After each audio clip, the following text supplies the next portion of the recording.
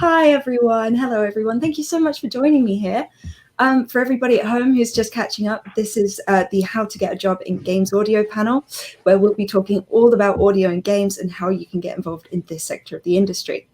If you're just tuning in, this is for anybody who is genuinely curious about getting a job in games, anybody who might already have a passion for music and audio and just wants to find out a little bit more, or anybody who might already be in this field and just wants to know maybe how they can switch things up or step up their career. This panel is part of the Intergames Career Fair 2021. And we are live here on the Discord here on the live stream and on the Discord as well. So if you're not already signed up to that, that's intergames.org/Discord. And we've got so many lovely panelists who are volunteering their time and taking over there as well. So I would love to quickly sort of introduce everybody in this little virtual room that we've got here. I'll very quickly start. My name's Katie and I work at Intergames. I have a degree in computer games design. What's my degree in again? Yeah, computer games design. And I also have just a little bit of background in classical and traditional music, which is why I'm so excited to be with you all today. I just wondered if we can kind of go around and maybe do some introductions. Who can I start with? I'll start with Jade, if that's okay. Hello. Yeah, sure. Hello. Yes, my name is Jade. I actually have a degree in music technology, so that's a bit creative and a bit more technical. I do have a bit of a background in indie games development, just like everything around that. And then after that, I had maybe about 10 odd years being a freelance music composer and sound designer. Now I'm the audio producer at Silver Ray Games, so that's where I am right now. Yeah. Amazing, amazing. Thank you so much. Ryan, what about you? Hi, yeah. I'm Ryan Williams. I'm a sound designer at Deep Silver Dambuster Studios. I've been there for nearly 3 years now. We're based in Nottingham. I'm currently working on Dead Island 2. And yeah, that's me. Amazing, amazing. That's so cool. Matt, hello. Hello. Thanks so much for having me on. So my name's Matt. I'm a freelance music composer, predominantly in indie video games.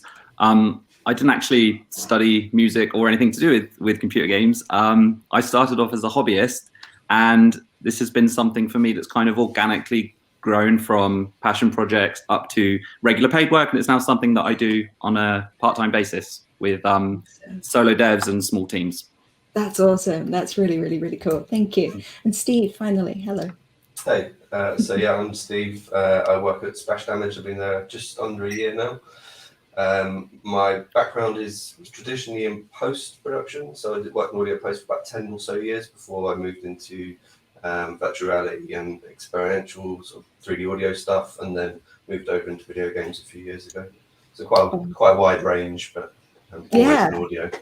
Well, no, that's amazing, because we've had questions from all over, from Discord and Twitter and stuff, and we've got some hopefully some really interesting questions that people with sort of a range of experience coming into this industry can answer. So that would be great. I was actually going to ask, what is your path into your role, but you've sort of all answered that for me, which is fantastic. So that's fine. What I want to start off asking is, what kind of skills did you develop early in your career, or maybe in your experience, what are the most important skills for somebody like a junior audio designer to have developed or to work on? And I'll pass that one to Steve, if that's okay. Sure, yeah.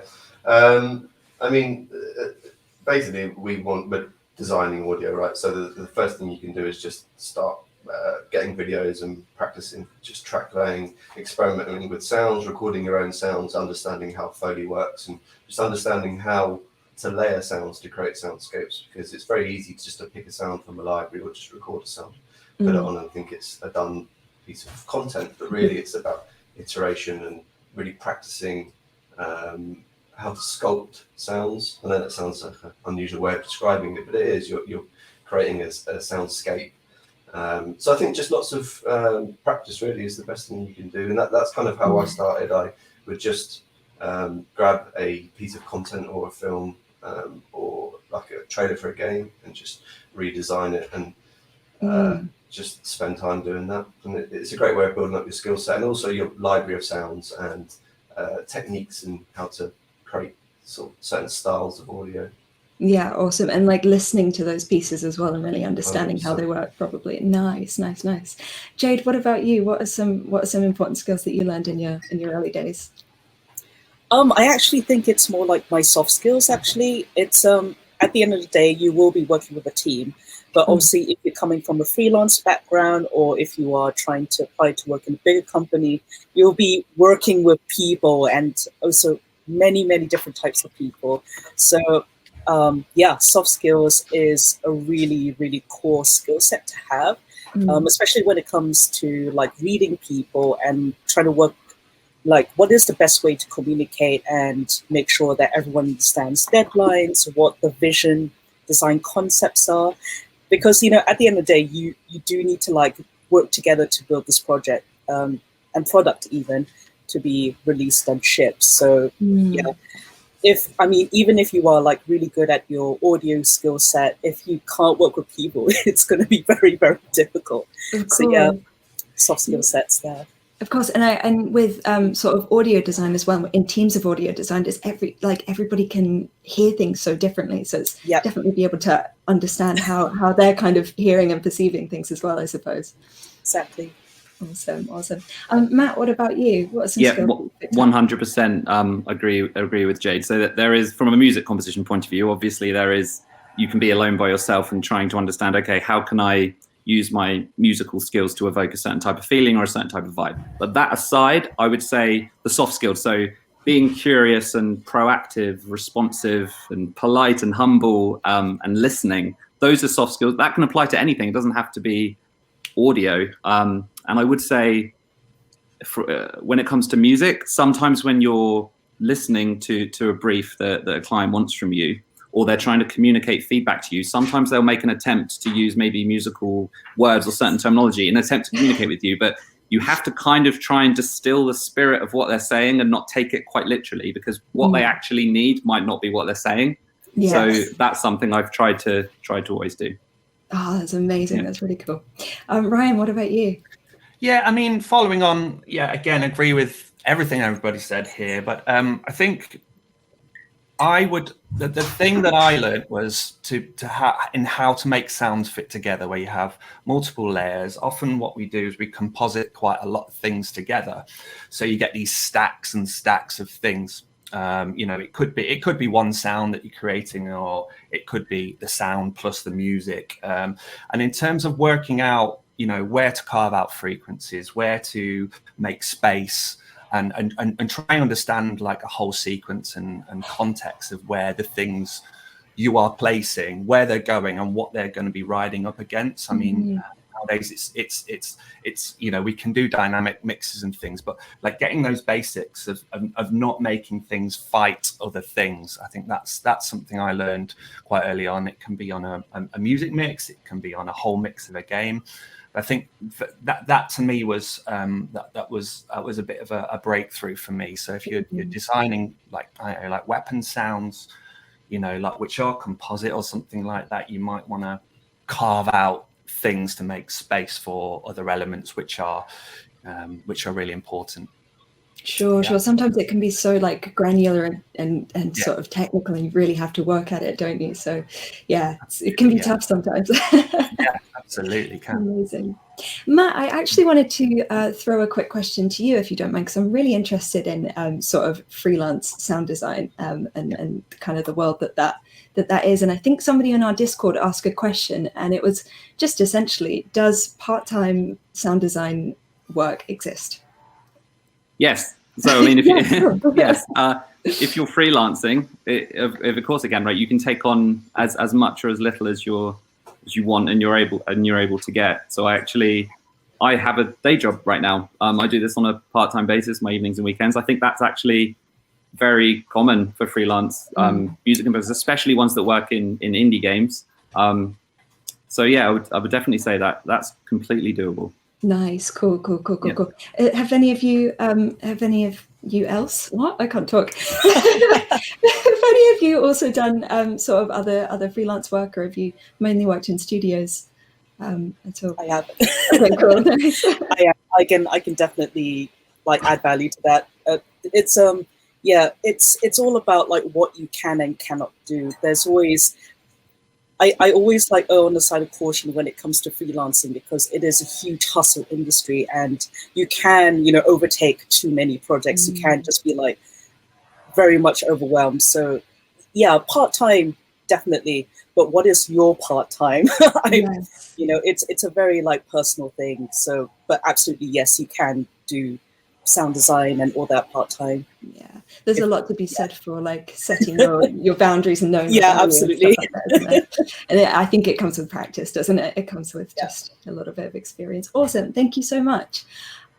Somebody in our community asked, in an application for sound designers or music composers or anything, what can sort of help you stand out from the rest of the crowd? Because it can be quite competitive, as with anything in the games industry. So what would you guys advise for somebody to really stand out in an application, whether that's in a CV or portfolio, or maybe even in an interview or anything like that?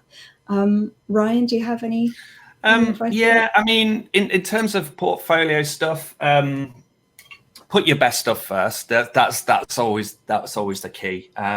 Try and do something that's really, I was going to say eye-catching, but ear-catching, if that's a thing.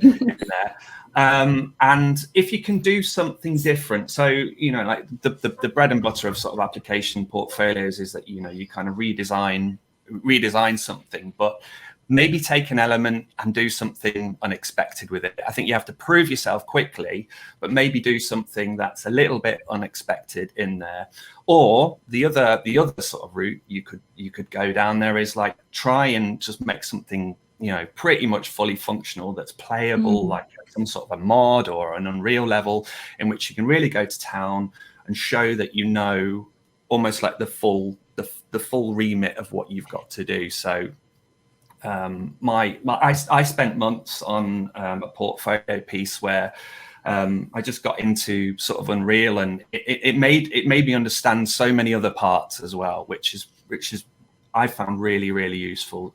I was learning how to make engine sort of implementation work. I was learning ambience. I was learning how to make impacts work on certain creatures that would get destroyed in my particular thing. But the important thing was, I think that I showed a rounded sort of understanding of everything, not just kind of necessarily a linear sort of example in that. But I did do linear examples as well, because they can be quite popping and ear popping. Going back to eye analogies again, but like and really go for it and try to impress and do it quickly. I think that's the thing. I think it's really important to demonstrate that you understand how all of these pieces of game development slot together outside of your specialist area, right? So that's really cool. That's really amazing advice. Awesome, thank you. Steve, do you have any tips? Sure. Yeah, I mean, I kind of echo what Ryan's saying there.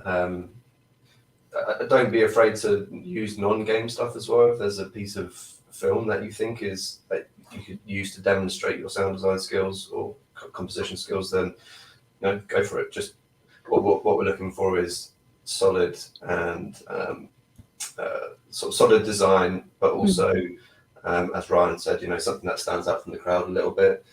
So yeah, don't be afraid to sort of choose something that may be a little bit out of the norm, and show off really. And put your best thing first. There's been quite a few people that I've worked with, sort of just trying to help them along with their portfolios, and simply by just shuffling some stuff around, you can really make it stand out quite significantly from others. A lot of people tend to, or like to, put something early on which shows their all-rounded skills. As Ryan was saying, it's really important to have, but really you want the first sort of 10 seconds to you hit play, and you want to be captured by that, and then we can look more in depth about the technical side of things. And try and keep it to a watchable length. Around 1.5 minutes is generally okay. I mean, it could be longer. You can have multiple reels as well. If you want one that's focuses more on the tech side of things, and that's completely okay. And you can have a sound design one, you can have a composition one. I think it's quite important to have a reel that focuses on a specific thing. So tend to not incorporate a design and a composition one. Maybe have two separate ones. That's not that's my personal opinion. People could go whichever route they want to, but I think having sort of a focus for a reel is a good thing. Yeah. Oh, that's really interesting. Thank you so much. Jade, have you got any tips for portfolio advice, interview advice? Yeah, no, I'm just nodding away in the background because, 100% agree. I guess maybe something different to add is, if you can, maybe do a little bit more research on like what is out there in the market. I know this is really open-ended and broad, but then also like try to figure out what can you bring to the table, like what is your special thing that you can bring, because the market is really big, and like if what is hot is just like, okay, everyone is going for like the Hollywood-esque kind of soundscapes within the games, like can you work with that, or can you work with it but then do something special? So yeah, like with anything, the market changes. What is like really popular at the moment, it will change. So yeah, it's again like just going back to your portfolio and like making it relevant, basically make it relevant to whoever you are. Like if you're applying for a particular company that specializes in sci-fi games, then make and tailor that portfolio to that, etc. But yeah, other than that, be special. but then everyone else is also special, so it is difficult. Yeah, no, I think one of those things with sort of sound design and composition, is really easy to get kind of comfortable in your style as well. So to show an ever adapting style is really important, I believe. Matt, what about you?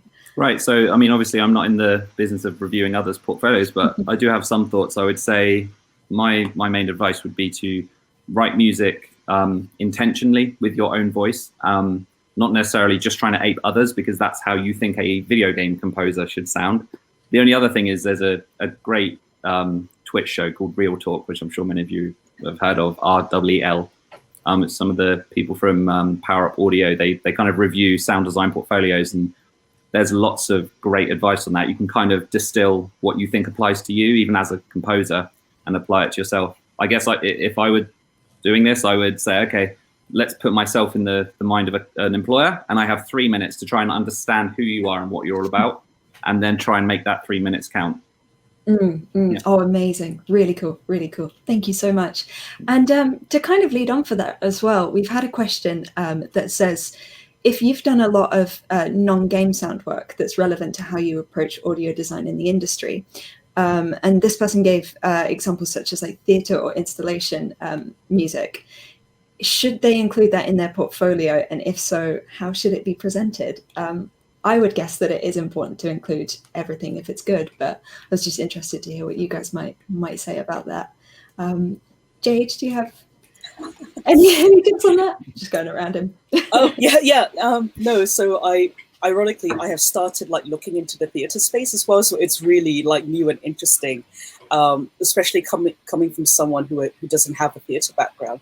So from the flip side, yes, no, absolutely have that kind of background being shown somewhere in your portfolio or CV, just because at the end of the day, like with games and theatre, you are designing for a specific space in mind. So it could be like a switch speakers, switch size screen, or it could be like a 52-inch screen or something like that.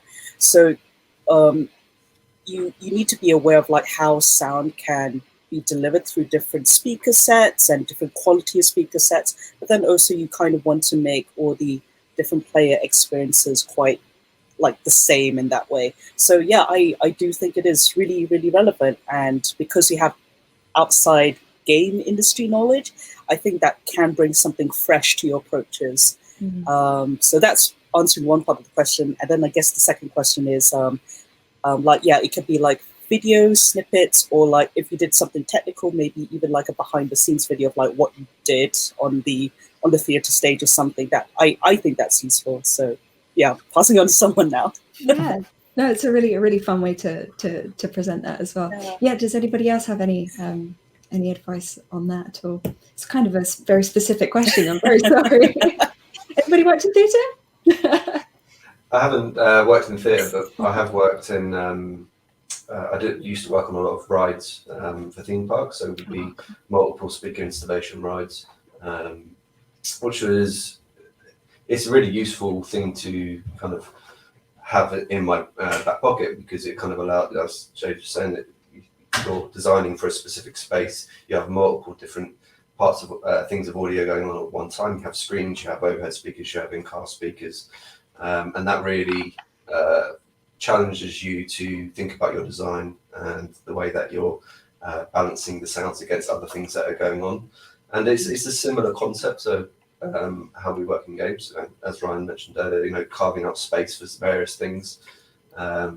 So yeah, I found that that was quite a few years ago now, and before that I worked in post production as well. So when I moved into the games industry and worked in VR and stuff, I definitely used all that stuff that I'd done over the last 10, 12 years to help transition across. And I put it on. It is quite tricky to present that type of work, especially stuff that's in a space or an experience. So I just went into quite a bit of detail about the processes behind it, and then included some snippets of the audio content that I've used in it. And yeah, I think that kind of should never be discounted just because it's not from the game, essentially. Yeah, for sure. I think adaptability is like one of the most important things that you can showcase in your work and in your portfolio, right? So yeah, that's really cool. Thank you so much. Don't know if anybody else has anything to add to that. I would just add to that. I obviously don't know a lot about the theatre side of things, but if I take the spirit of the question, it's like, is a different discipline or a different context relevant? And I think when you have a diversity of experience, not necessarily in the medium you're applying for, you think about things differently, and you might solve problems differently to a traditional way. I think there's huge opportunity for cross-discipline to come into games, in my opinion. You often see on job specs, it will say, X years experience in games, and you're like, okay, but there could be a different industry where I am showcasing all of these skills, just not in video games. And I truly believe you could bring so much richness to the industry if we would open it up to the idea that, skill sets there is cross-pollination, and it's very possible. Yeah. Of course. Thank you so much. It's really inspiring to hear, actually. Thank you so much. I just wanted to move on to another question now. It's kind of like opposite end of the spectrum. This might kind of be more suited for sort of like a more studio position, but somebody asked, in the industry, is it possible to go from another role such as design or production into sound design or composing if your portfolio is good? And have you guys ever seen that happen or ever heard of that happening at all? We've had it happen at Splash. We had one of our QA testers join the audio team. Cool. So yeah, 100% can happen, I think. If the skill set is there and the desire to learn, right? Because that's what we want to do. We're all, even no matter how long you've been doing it, it's a constant learning process. Then yeah, 100%. Yeah, it's definitely a win for the company, right? If you're better suited somewhere else, then that's just where you need to go, and that's really cool. Thank you so much. Has anybody else ever done that or ever seen that happen? I mean, I have, but it's almost exactly the same story as Steve's. Very talented guy on our audio team. He came up from QA, showed a real sort of intense interest in audio, and he was given a shot, and he absolutely smashed it. And he's a really valuable member of our team now, and we couldn't do the job without him. So I absolutely think that that's possible. In other studios, I've seen people jump from sort of also QA to sort of level designers as well. There's a certain skill that QA brings which gives a really wide outlook on the sort of the makeup of the games. Mm-hmm. So it sometimes it can be a great asset because they know so much about things that break in the games that they have this real sort of intense knowledge about these sort of specifics. So yeah, absolutely does happen quite a lot. Oh, amazing. I know that a lot of QA designers have just such a curious nature, and they investigate and they go in and find out why things aren't working. So absolutely. It's such a great skill as well. Yeah. Awesome. Okay, cool. I have a really interesting question that I'm actually very interested to know the answer to. So from your industry perspective, where do you see games audio heading in the future? You know, we've got things like spatial audio, like advancements in sort of things like spatial audio and stuff like that. Can you provide any insight or predictions about sort of the future of game sound? I might pass that to Matt if that's okay. Sure. So from a composer point of view, I would love to see the industry embracing the interactive nature of video games and adaptive, reactive music more than what I see. I think over the last 15 years, games have obviously flourished. There has been a real cinematic aesthetic that we've kind of borrowed from film in a way, right? In that there's, you know, beautiful narratives and emotional and immersive music. But I do feel it may have come at the cost of us kind of importing the linearity of music. And it's very common, the stuff I do will just be looping or just a single sequence. And if I think back to games from the, you know, the 80s and 90s, the composer was kind of in there with the devs, kind of almost like a quasi-programmer programming in the music. And with that, it felt really embedded into games. And I think we've got an opportunity to say, rather than just have the composer come on down from on high, go into a darkened room, and then emerge with a soundtrack to give the devs, what if, you know, be a part of the team from day one and actually say, okay, how can we implement music in a way that is congruent to the mechanics of the game and the gameplay of the game, and not just the aesthetic of it? So I would love to see kind of a role, not just a music composer, but kind of a music designer or some sort of dynamic implementer in the sort of way you have a technical sound designer, I think the role's called. But for music specifically, I would love to see that. That's really cool. It's so interesting to hear that. That's awesome. Jade, what about you? What do you think? So I think from a industry technical point of view, I'm really interested to hear where like VR experiences are going to go, because I remember when VR stuff was just like first being talked about, and then like, oh, we actually have like a first prototype, and now like more and more people are like using it and utilizing it. So obviously VR is like a whole brand new set of problems because 3D spatial audio and more, but then also like, oh, I wonder what kind of more unique experiences can be developed through that. So I think that's really exciting. From the other end of the perspective, from a more consumer level, I'm really interested to like see how like the love of like game music and game audio is going to be consumed, because I know in the States they have a really big like live music scene specifically for game audio and game music. So yeah, I think it's slowly becoming a lot more popular and more like a general public kind of point of view, I guess. Sorry, I don't know if that makes sense. I'm just like spitballing here, but yeah, no, lots of different avenues that I'm very excited about, basically. Yeah, definitely. And there's so many things cropping up from all over the place. I didn't even think about VR. I don't have a VR headset, so I haven't even thought about how that might change things for audio design. That's awesome. That's really cool. Yeah. Steve, what about you?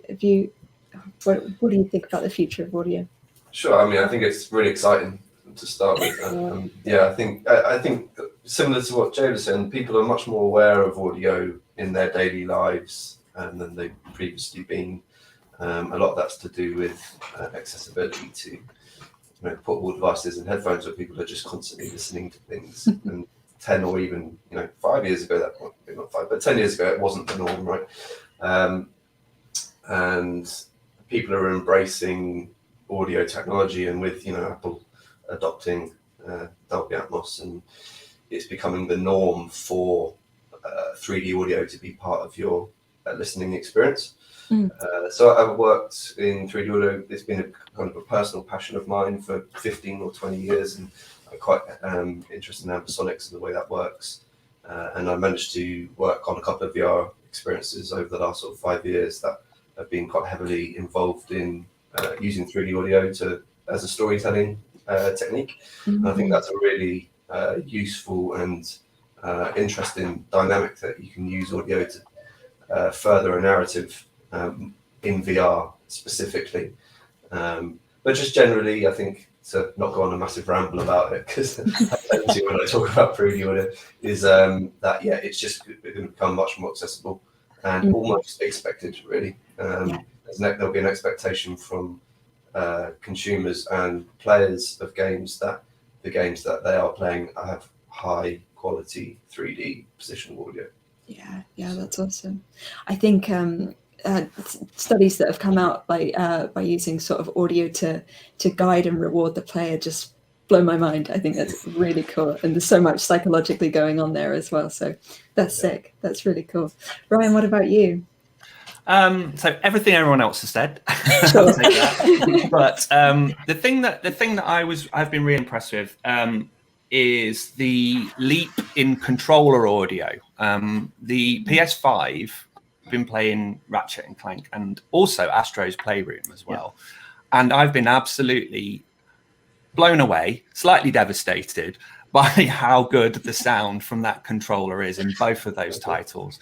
I'm really interested in that sort of extra little speaker and the tech they're using, and the combination of the audio and the actual vibration tech in that. That to me feels astounding, and that felt like quite a significant leap to me. And I'm really interested in that sort of side of things, because that's like another way to, you know, get people to hear our stuff, right? So that's very much what I would be interested to see what we can do with that, either for, you know, for horror perhaps, or for you know, like put the controller somewhere in the room and it will start, you know, saying things to you or whatever like that. Maybe people are doing that right now, but I was really impressed with that, and I'm looking forward to seeing what, you know, emerges out of that sort of mini leap, I think. Awesome. Yeah, it just adds another dimension completely, doesn't it? It's just so, opens the floor up. That's awesome. Thank you. And just, I'll open this one up just very quickly. It's just like a little follow-on question to that. Do you guys have any advice for somebody preparing to enter the kind of sound and audio sphere in order to help prepare them for like the future of this sort of ever-changing industry? And I'll just open that out there. I'll just let you guys kind of, if you might have anything to say about that, go for it. Because it's changing all the time, isn't it? Yeah. Can I start? Yeah, I would like to start. I think try and make lots of friends. That's the thing. Be connected. Be the person that shows up to things. Be the person that establishes themselves in a community. Be the person that you know, gives to the community as well. I think that's a good. I mean, that's a kind of general thing, but I think it's, you know, I think audio is like a big, small industry, if you know what I mean, and you tend to sort of know a lot of people, and you really can't afford to sort of, you know, get, you know, to present a negative sort of image of yourself. So it's, you know, turn up to those networking events when they start up again, of course, but you know, like, and get involved with all the game jams and things like that. So you're actually sort of getting your name out there and the quality of what you can do out there as well. I think that would be my tidbit. That's really important. Thank you so much. Yeah. That's awesome. Does anybody else have any advice for somebody who might just be coming in now? I think I've got something I can quickly put on. There is so much documentation out there available freely for, you know, software that gets used on a daily basis. You have tools like Reaper, which I use daily and I love. And I come from a Pro Tools background, which is an expensive piece of software, to a Reaper. And I use it, and I love it, and it's available. So just get it and learn it. Wise, you can, you know, there's so much documentation on middleware that you can go and get for free. You can download assets and levels and things from Unreal and just delve into them and just practice that. That's how I learned Unreal years ago, was just go in and try things. So I think, and now it's even not easier because that's the wrong term, but now it's much more accessible to people. So I think if you really desire to do it, and just spend some time like delving and playing and experimenting, and you'll get there. Yeah, of course. Just jump in the deep end and see what's out there. For sure. Okay, cool. Well, I was actually, my next question was going to be for somebody who's just starting out, because a lot of our audience today is people who are trying to figure out if this is right for them. You know, they might have a bit of an interest in music and maybe just want to see what they can make. Would there be any other like free tools or like resources or anything that you would recommend? I know that Steve, you've just covered a lot of like accessible ones, but if there's anything else that we can check out there, that would be great. Jade, do you know of any? Do you know? What did you use? I'm going to be slightly cheeky and say that what I used was actually just like ask people. It's because like you can just spend days, years, even on YouTube, like watching all these like tutorials and all that. But I find that just asking people from the game audio community is probably the best way to get information, because it is like, as long as they're not busy, of course, and you're not like pestering them, obviously. Yeah, if you can ask them like, what is the business side of the industry looking like? What does freelancing look like? How does studio life look like, and etc. And then at least you could get like maybe like the most up-to-date information through that. So yeah, I guess my advice would be like just ask people. And you know, the worst thing that they could happen is like they would either not reply or they'll say no. So you know, it doesn't hurt to ask. And like, you know, the game audio community is super helpful, at least from my experience. Everyone is super helpful. Yeah, there's no kind of gatekeeping in that way, unless you meet someone terrible. But yeah, just ask. Learn to become a bit of a social butterfly and get yourself out there. Yeah, if you're comfortable with that. Obviously that doesn't work for everyone, but yeah, just ask. Yeah, ask me. You can ask me. Just putting it out there. You're more than welcome to ask me. That's so sweet. Thank you so much. Lovely. Does anybody else have sort of any advice for people who are really just starting out there? Yeah, I would just say, predominantly working in indie games, don't wait for permission, and don't wait until you think, oh, I'm going to be ready in 6 months, I'm going to be ready in a year. Just dive in, meet people. Like we said, like Ryan said, meet people, do game jams. I've done a ton of those. They're fantastic. And each time you do a project, big or small, just learn something from it and establish a feedback loop for yourself, good or bad, so that the next project you've learned something, and maybe you won't make that mistake, or maybe you will do that good thing again, and then you'll grow from there, and opportunities will just grow in scope, and your network will grow organically. And then before you know it, you'll look back and you'll be like, wow, I have gone further than I thought. Oh, amazing, amazing. Game jams as well, such a great way to learn things in sort of like a bit of a pressure cooker situation. You know, it's really great. There's nothing like pressure to get the creative juices going. Amazing. Thank you so much. Well, very quickly, I would be very interested to learn what are some games that you guys like that have used game audio really well, sound and audio and things like that. If there's any that have really inspired you and you think that people should check out, what would they be if you could name drop them? Jade, have you got any? I keep coming to you. I keep coming to you. I'm going to pick somebody at random and then it's just Jade all the time. That's okay. Oh boy. Or anybody they want to jump in. I really do lean into horror audio, just because that's like like horror games are my jam, just because I feel like they really do something really cool with the audio. Most horror games do something cool with the audio. So, you know, stuff like Silent Hill. I don't know if this is age appropriate or not, so apologies. But with the horror in Silent Hill, there is like so much behind it, with like the music psychology and the psychoacoustic aspects, and then all like the film music elements as well, that comes to like how can we use the audio with whatever's happening on the screen to like tell this narrative. So yep, Silent Hill will always be my thing, just because like it's like really good sound design aspect, but also the music aspect as well, and it works together.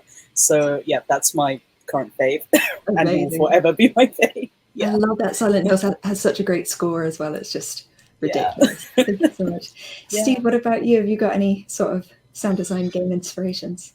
Yeah, I mean, there's a lot, right? There's a lot of amazing sound games, especially at the moment. I mean, I really enjoyed Senua Sacrifice, simply for them trying something different, and I thought it was extremely effective. And yeah, it made me think about how we could do similar things in the games that we're making. It's I love sort of innovation and those types of things. So yeah. But Awesome. yeah, like I said, there's a lot to choose from. Yeah, it's a big world out there. Ryan, what about you? If you could pick one or two. Yeah, Steve just picked my pick. That way, it's reversed that way, right? But yeah, there's loads. I mean, every sort of little innovation that comes, I think probably Hellblade probably launched the binaural audio industry into the stratosphere in terms of the tech and stuff like that. But yeah, I mean, I'm also a huge horror fan, so I really liked what they did with Until Dawn. I loved how that was a very it's a very Hollywood style sort of score and sort of sound set on that, but I thought it was really effective with the style of gameplay. I really like I said Ratchet and Clank. I think that's phenomenal. I think that raised a bar for that sort of platform game style. I'm a bit addicted to Dead by Daylight. I don't know if you guys have played that, but I've been playing it for too long, and that's really good in terms of its player feedback and what it does and the sort of the signaling to the player.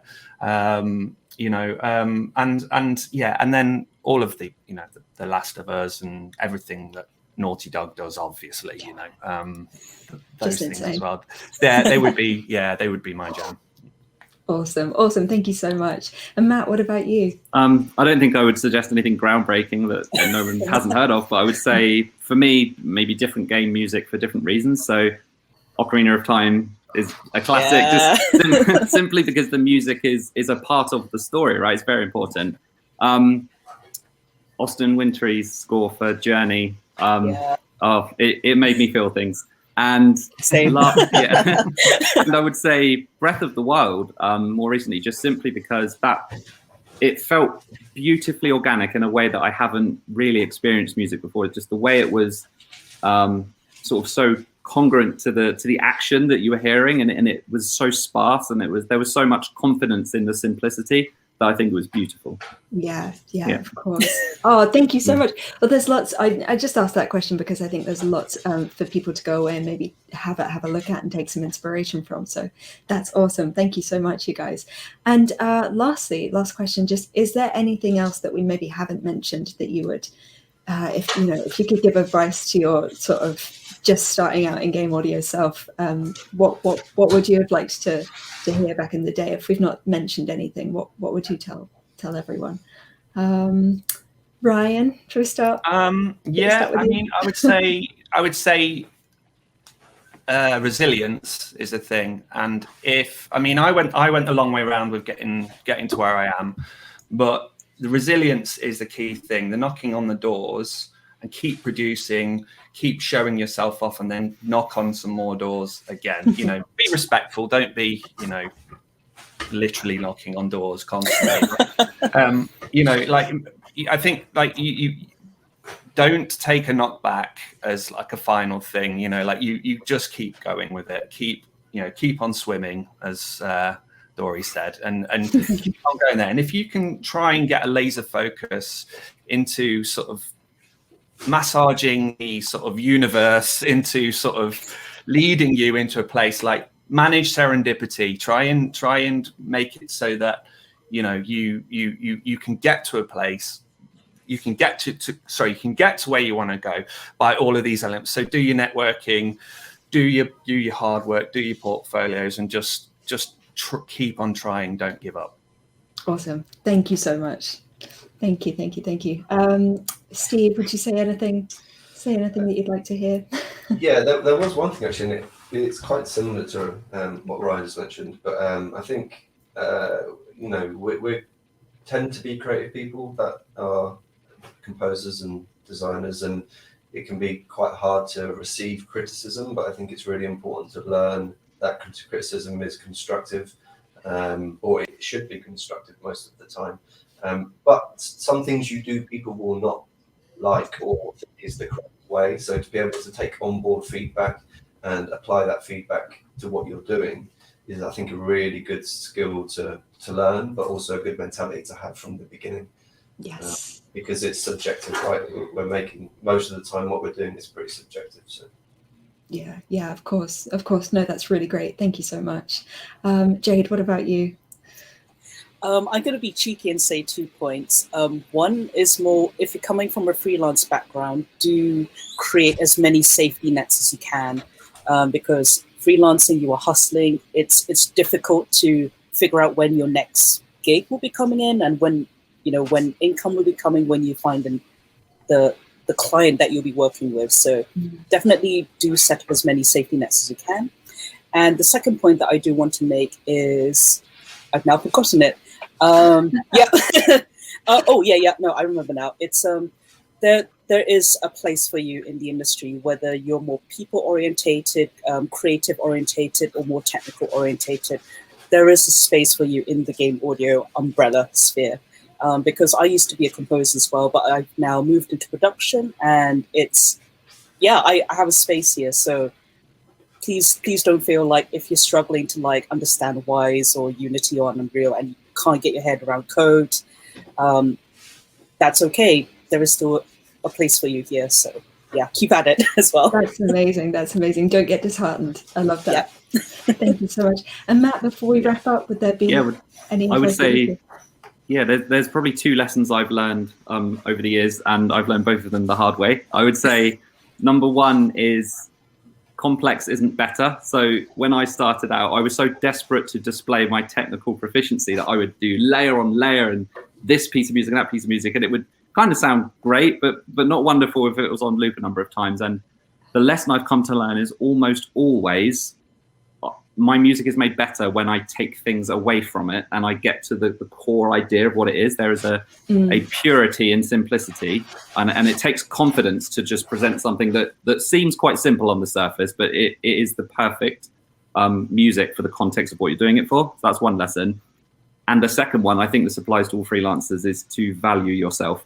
If you go in and you have been doing it for a while, and there is a budget for the game, and people are being paid on the project, and you think going in and saying, I'll do it for free, or I'll do it super cheap just because you want the opportunity, that won't make you a more attractive prospect. If anything, it will work the opposite, and it will just take you longer to get where you want to get.